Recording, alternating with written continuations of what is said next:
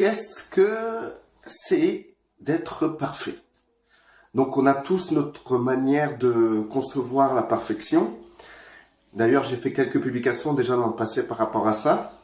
Et chacun, nous avons nos critères de voir la perfection selon notre éducation, par rapport au pays, par rapport aux traditions dans lesquelles nous avons grandi, par rapport aussi aux principes des parents et aussi par rapport à la pensée collective.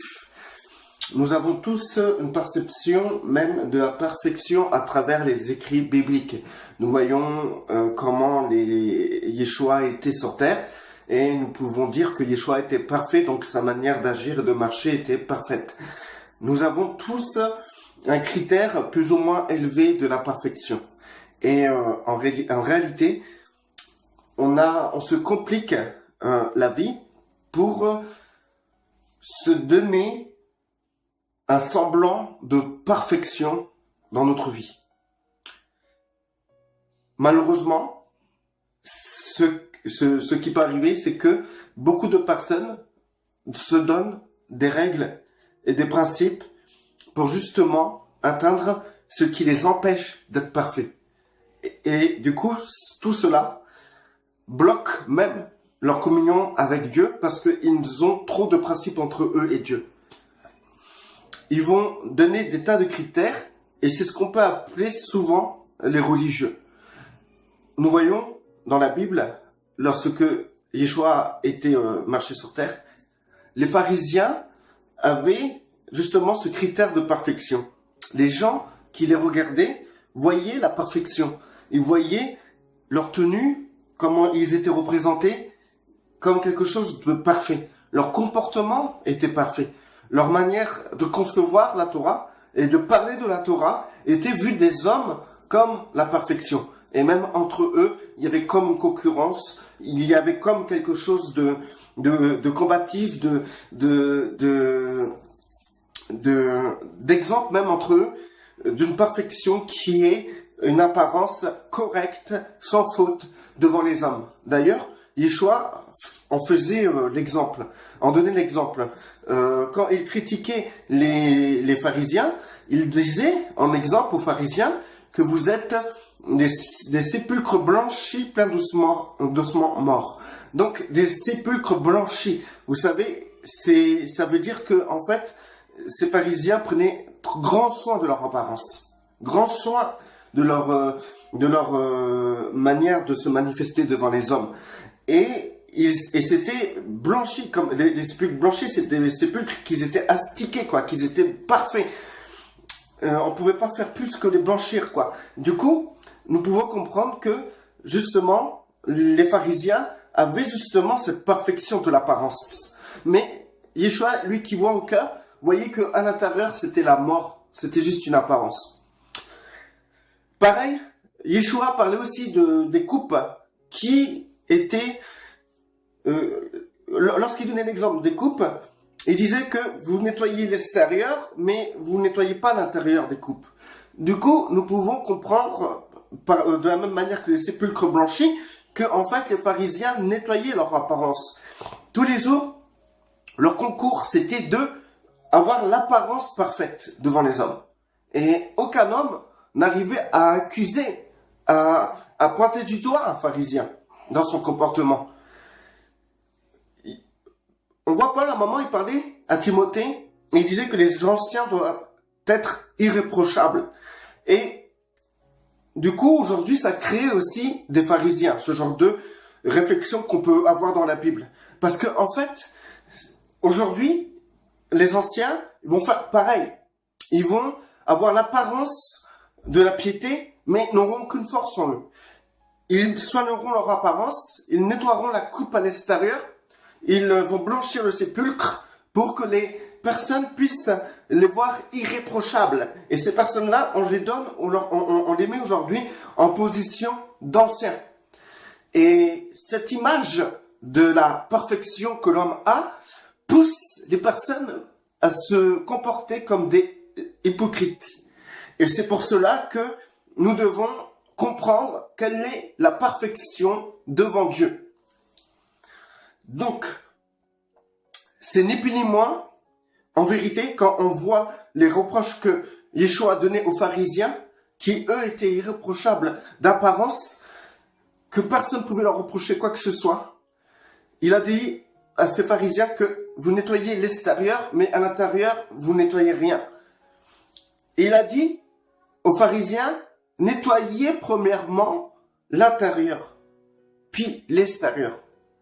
Et pareil pour les sépulcres. Blanchir, ça sert à rien de blanchir ces sépulcres en sachant que dedans, c'est plein d'ossements morts. Et l'apparence, ça sert à rien de la soigner, d'être bien vu parmi les hommes, c'est à l'intérieur, nous sommes mauvais. Donc, il faut regarder la perfection, pas d'un œil humain, malgré que Paul a précisé que les anciens doivent avoir, doit être bien vus devant les hommes. Mais Paul, il savait de quoi il parlait. Et comme Pierre le dit, beaucoup prennent les écritures de Paul et les détournent. Et ça donne aujourd'hui du pharisianisme et ça donne aussi aujourd'hui des lois. Ils prennent la parole de Paul et ils en font la loi de Paul au lieu de la loi de Moïse. Et ça, c'est un grand danger. Parce que Paul sait très bien ce qu'il faisait. Mais tous ceux qui aujourd'hui étudient les Écritures ne sont plus sous la loi de Moïse, ils font plus de sacrifices, mais ils sont sous la loi de Paul. Il faut comprendre en profondeur que Paul parlait en reconnaissance de cause. Et donc, nous ne pouvons pas isoler ce que Paul disait avec ce que Yeshua disait. Et donc, pour ces anciens, je donne un exemple, pour ces anciens qui doivent être bien vus parmi les hommes, Paul n'a jamais dit justement que vous devez que vous devez être comme ces pharisiens qui, de l'extérieur, soignent leur apparence, soignent leurs paroles, soignent leur manière d'agir et de se comporter. Vous comprenez ce que je veux dire? Mais comme Christ le disait, d'abord, avant de nettoyer l'extérieur de la coupe, nettoyer l'intérieur de la coupe. Donc, il faut comprendre que les hommes, les anciens que Paul disait qu'ils devaient être bien vus parmi les hommes, c'est des personnes qui sont propres à l'intérieur et qui, devant Dieu, sont irréprochables. Donc, du coup, nous nous rapprochons du sujet qui est qu'est-ce que la perfection? C'est ni plus ni moins, comme Yeshua l'a dit, nettoyer l'intérieur avant de nettoyer l'extérieur. C'est-à-dire que Dieu voit au cœur. Et donc, la perfection ne doit pas être un critère d'homme. Nous devons laisser aux hommes ce qui appartient aux hommes et rendre à Dieu ce qui appartient à Dieu. Et ce qui appartient à Dieu, c'est que nous soyons parfaits comme lui est parfait. Un ancien doit être parfait. Donc, du coup, nous pouvons comprendre que cette manière de voir les choses qui sont selon l'homme, selon cette apparence, selon cette réputation que nous pouvons avoir devant les hommes, nous pouvons modeler notre réputation selon notre comédie. Vous savez, l'avenir appartient aux menteurs. Les menteurs sont ceux qui sont plus mieux vus dans cette société. C'est la vérité. Les menteurs sont ceux qui sont mieux vus, ceux qui savent parler, ceux qui savent détourner les gens par la parole, ceux qui savent manipuler les pensées des gens. C'est ces personnes-là qui sont bien vues. Et faites-moi confiance, j'ai déjà vu des personnes prendre soin de leur image extérieure. Mais quand tu vis un peu avec ces gens-là, tu comprends qu'ils sont mauvais en vérité, mais ils sont mauvais. C'est vraiment ce sépulcre blanchi plein d'ossements morts. Et c'est exactement ça, quoi. Exactement ça. Mais quand tu parles de ces personnes à d'autres en disant, non, lui, il est mauvais. Les personnes, ils vont te regarder, ils vont dire, waouh, mais qu'est-ce que tu racontes? T'es fou dans ta tête. C'est toi qui es mauvais. Parle pas sur les frères comme ça. Et on va te reprocher d'avoir vu clair. Parce que eux, auront vu la coupe bien nettoyée à l'extérieur. Ils auront vu une belle coupe et toi tu dis non, cette coupe est sale. Ils vont te regarder, ils vont te prendre pour un fou parce que toi tu dis que la coupe elle est sale, mais en fait la coupe a brille, elle est nettoyée, il n'y a pas une trace d'empreinte de doigt dessus. Donc, du coup, nous pouvons comprendre que la perfection c'est selon selon Dieu. Et il n'y a qu'une chose que nous devons faire et avoir pour que nous puissions être parfaits avec Dieu, c'est ni plus ni moins avoir la conscience tranquille devant Dieu. Celui qui a la conscience tranquille devant Dieu est pur et parfait devant Dieu. c'est simple. Vous savez, avant de faire une vidéo, vous voyez, je dis pas de versets, etc.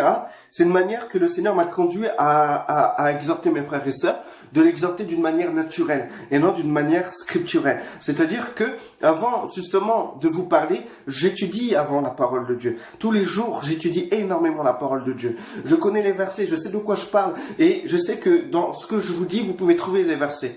Et du coup, j'ai vu plusieurs versets qui parlaient de la conscience. Le baptême est un engagement d'une conscience pure devant Dieu.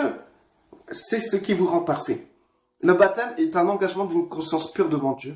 C'est ce qui vous rend parfait. Donc vous pouvez retrouver ça dans la Bible.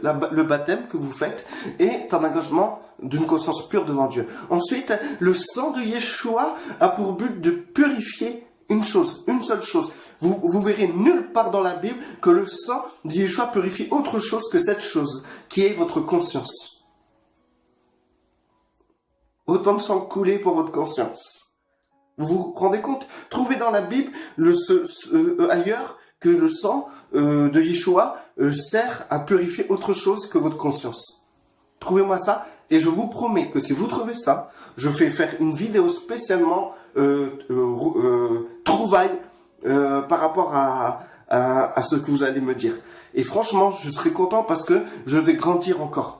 Parce que vous savez, on n'a pas la science infuse. On peut lire la Bible et passer à côté des choses. Donc moi, je n'ai pas honte. Je suis un homme que Dieu utilise. Je ne suis pas Dieu que Dieu utilise. Je suis un homme que Dieu utilise. Mais je suis parfait devant Dieu. Parce que ma conscience est pure devant Dieu. Et là, quand je vous parle avec une conscience totalement pure. Et ça se ressent, ça doit se ressentir. Quand quelqu'un a une conscience pure devant Dieu, ça se ressent. Donc, il n'y a aucun souci. Donc, si le sang de Yeshua a servi pour laver votre conscience, c'est que la conscience a une grande partie importante. Le baptême, s'il a servi pour un engagement d'une bonne conscience devant Dieu, c'est que votre conscience a une grande importance. Et donc, du coup, il y a écrit aussi que si votre conscience vous accuse, Dieu est plus grand que votre conscience. À quand même plus forte raison, il va vous accuser. Donc, c'est-à-dire que si votre conscience vous accuse, quelque part, c'est qu'il y a quelque chose à mettre en règle envers Dieu. Donc, cette conscience qui devient pure, cette conscience devient pure et sensible au péché. Chose que avant vous n'aviez pas. Vous savez, quand vous commettez le péché, vous n'avez pas la conscience d'avoir mal agi envers le Père. Maintenant que vous avez eu votre conscience nettoyée par le sang de l'agneau et aussi purifiée de cet engagement devant le Père à travers le baptême, il faut comprendre qu'à partir de là, vous avez continué à faire ce que vous faisiez avant. Mais sauf que là, quand vous faites les choses, vous avez l'impression de mal faire devant Dieu. Et donc, du coup, de plus en plus, vous arrêtez certaines choses que vous faisiez avant sans avoir une mauvaise conscience. Parce qu'en fait, quand vous faites ces choses, vous avez votre conscience qui vous alerte à chaque fois. Et Dieu travaille avec ça tous les jours. C'est-à-dire que c'est à travers votre conscience qui vous parle et qui agit chaque jour. C'est-à-dire que vous savez ce qui se passe entre vous et Dieu grâce à votre conscience. Si vous avez votre conscience qui n'est pas tranquille vis-à-vis de Dieu, c'est qu'il y a quelque chose à arrêter, quelque chose à annuler, quelque chose à ne plus faire. Et du coup, ou quelque chose contraire à faire, justement à faire ou à rétablir ou à accomplir. Donc, tant que votre conscience vous alerte, c'est qu'il y a quelque chose à faire entre vous et Dieu. Dieu vous a demandé de faire quelque chose ou Dieu vous a demandé d'arrêter quelque chose. C'est simple. Pourquoi des personnes agissent mal et qui n'ont pas une mauvaise conscience? C'est parce que, si vous voulez, leur conscience n'est pas encore affinée. Donc, c'est pour ça que dans Hébreu, alors je pense que c'est à la fin du chapitre 5 ou chapitre 6, il faut comprendre que l'homme mature, c'est un verset, c'est écrit dans Hébreu, que l'homme mature, c'est celui qui arrive à discerner ce qui est bien et ce qui est mal. En réalité, ce que Paul veut dire, c'est que, normalement, c'est Paul qui a écrit Hébreu, parce qu'il y a des divergences comme quoi c'était pas Paul, etc. Mais bref, pour moi c'est Paul, donc j'ai bonne conscience de vous dire ça, donc je continue. Donc du coup, l'homme mature c'est celui qui discerne ce qui est bien et ce qui est mal. Ça veut dire que l'homme mature c'est celui qui a une conscience propre devant Dieu. Une conscience qui lui permet de discerner avec simplicité ce qui est bien et ce qui est mal devant Dieu et pas devant les hommes, parce que selon les hommes, certaines choses sont bien, et pour d'autres groupes d'hommes, cette chose qui était bien pour certains hommes, ben c'est mal. Donc, devant les hommes, vous pouvez varier ce qui est bien, ce qui est mal. Il y a des pays, certaines choses sont bien vues, comme rôter à table, c'est bien vu. Dans d'autres pays, rôter à table, c'est pas bien. Ne faites pas ça devant de votre belle famille. Si pour eux c'est pas bien de rôter, que vous dans votre pays c'est bien de rôter, et vous après vous dites Abdullah, non, faites pas ça. Il faut avoir une certaine discipline de comportement devant les gens, d'accord? Donc du coup, selon la conscience des gens, selon l'éducation, la tradition, etc., il y a cette perception du bien et du mal qui est assez variable. Mais devant Dieu, c'est unique. Dieu, si vous voulez savoir ce qui est bien ou mauvais selon Dieu, écoutez votre conscience. Si vous faites un truc et vous avez mauvaise conscience de faire, c'est ni plus ni moins parce que Dieu ne veut pas que vous fassiez cette chose. Maintenant, si vous avez une mauvaise conscience de ne pas faire une certaine chose, ça veut dire que Dieu vous demande de faire cette chose. Vous comprenez? La conscience, votre conscience appartient à Dieu et pas à Satan. Si vous sentez des accusations qui viennent de l'ennemi, ce ne sera pas des accusations qui seront dans votre conscience, ce sera des accusations dans votre pensée. L'ennemi peut toucher votre pensée mais pas votre conscience. Votre conscience appartient à Dieu et je demande au nom de Yeshua que votre conscience soit purifiée par son sang pour la gloire du Père. Amen.